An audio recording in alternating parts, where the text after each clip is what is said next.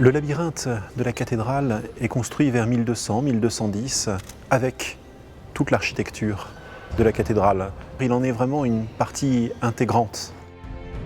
Alors évidemment, le labyrinthe, c'est un symbolisme très ancien, qui nous vient d'ailleurs d'autres civilisations. Rappelons la légende de Thésée et du Minotaure. Le Minotaure, cette créature se nourrissant de chair humaine au centre du labyrinthe où il est enfermé. Un jour arrive Thésée, le fils d'un roi, qui tue l'animal et ressort grâce au fil d'Ariane, qui lui a été donné par une princesse de Crète. Eh bien, c'est de ce symbolisme grec que procèdent les labyrinthes du Moyen-Âge, et en particulier celui de Chartres, qui est un des rares labyrinthes conservés. On sait aujourd'hui, avec les documents historiques que l'on a retrouvés, que sur le labyrinthe se déroulait en particulier une célébration importante le jour de Pâques. Le doyen du chapitre, le chanoine le plus important de la cathédrale, allait jusqu'au centre du labyrinthe, portant avec lui une pelote de couleur jaune. Il la jetait à tous ceux qui avaient dansé autour en attendant la fin de son parcours du labyrinthe.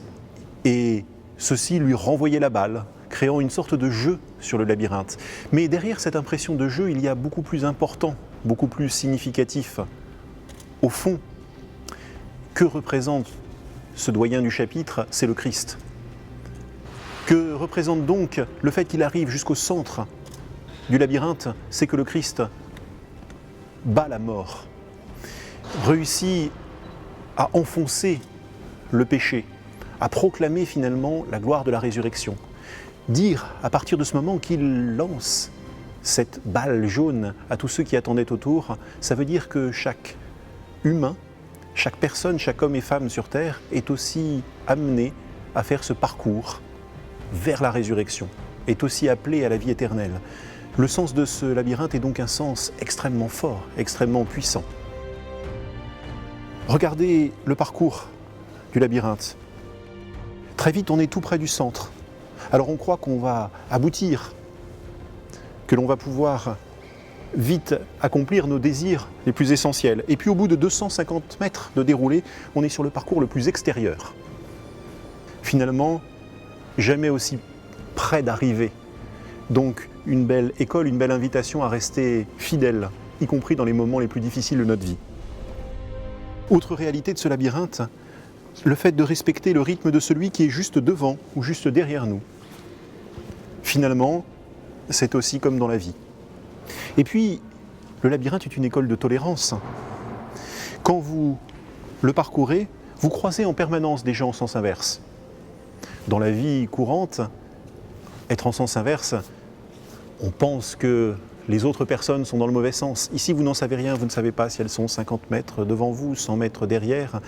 Vous savez finalement que vous vous retrouverez au même point, au même endroit, et que tous sont vos frères sur le même chemin, à un point qui n'est pas le vôtre, et tant mieux.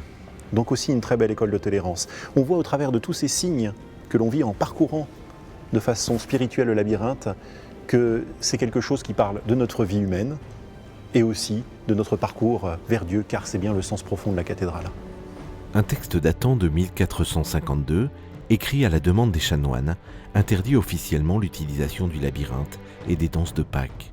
Depuis, son utilisation est tombée dans l'oubli.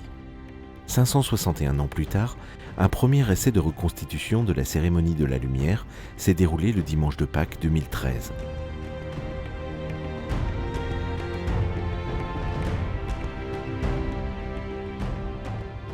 La cathédrale de Chartres vous donne maintenant rendez-vous chaque dimanche de Pâques pour participer à cette cérémonie étonnante.